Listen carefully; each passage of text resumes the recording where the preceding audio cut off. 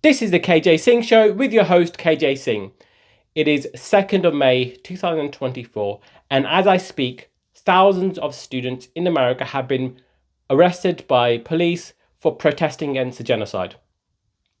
This is the upside down world that we live in. We've also seen these protests, who are, for the most part, at least 99% of them peaceful, being attacked by so-called counter-protesters. They're really just thugs, really, who want to facilitate and give a green light to the genocide that is happening because they don't really care about Palestinian human rights. And these protesters, the ones who are for Palestinian human rights, are the silent majority. They speak for the vast majority of people in the population. In the UK, 70% of people are for a ceasefire.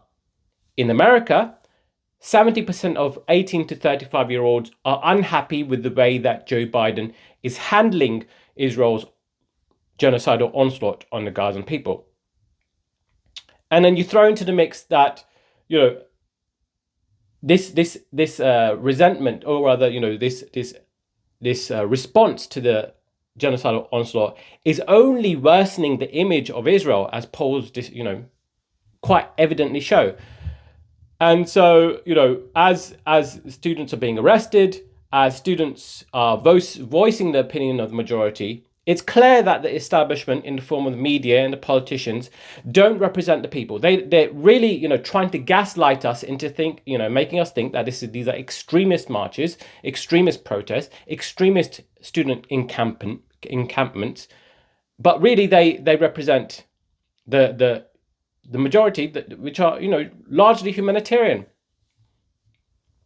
But, it just goes to show how, the real extremists are the ones who are let off the hook, are even supported and facilitated. 95% of people in Israel support this genocidal onslaught. 95%.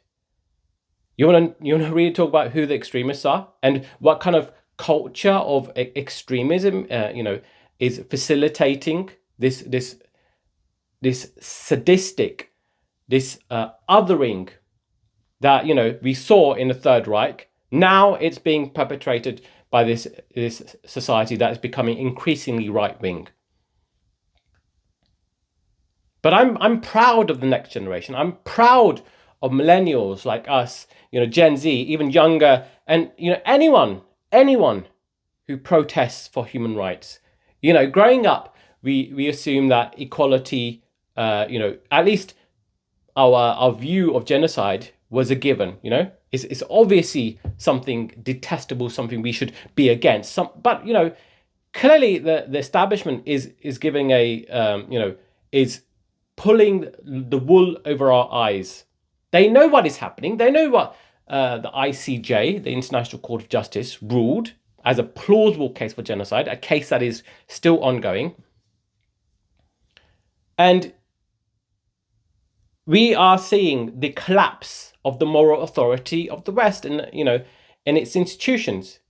The next generation no longer have trust in it, if it already had any. I mean, the Iraq War was already just bad as it is, but we are seeing this genocide play in real time in 4K.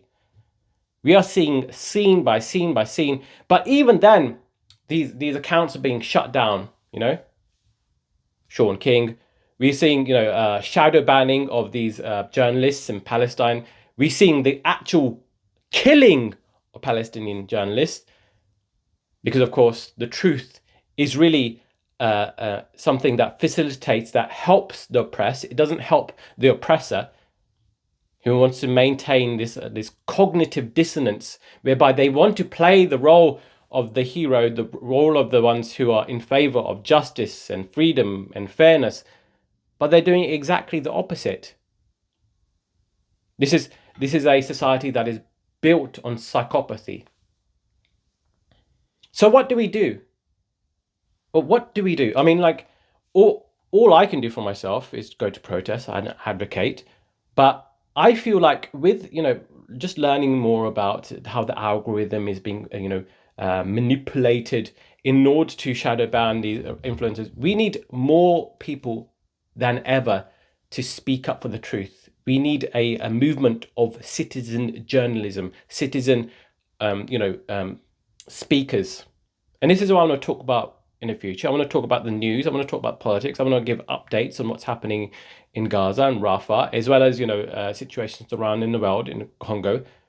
We want to be able to fight against this tide, this algorithmic tide, against our desire for human rights. And it can only happen by a grassroots citizen journalism movement. So I'm going to continue discussing this further as it develops into something greater. I want to perhaps even do courses on this, free courses obviously, but we need people to be aware of what's going on. And we already saw what happened, what happened with the journalists, they're being killed, 124 journalists in Palestine being killed. So obviously getting truth out there is going to be a problem, especially when the establishment and the media, especially the social media channels, are working in tandem with the establishment that is trying to suppress free speech. So we have a task on our hands. We have to work uphill against the algorithm, who want to keep a lid on things. And next time a huge mass atrocity happens, whether even in Rafah, obviously those are going to be down regulated to a point where they're not going to be shared in the same way. And therefore, share the word so that these students go out in protest.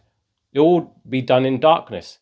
They say the revolution will be not televised, next revolution will not be televised.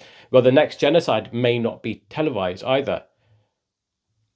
But anyways, more on this in future.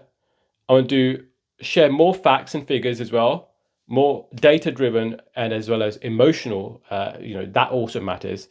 And also this movement that, I think this should happen.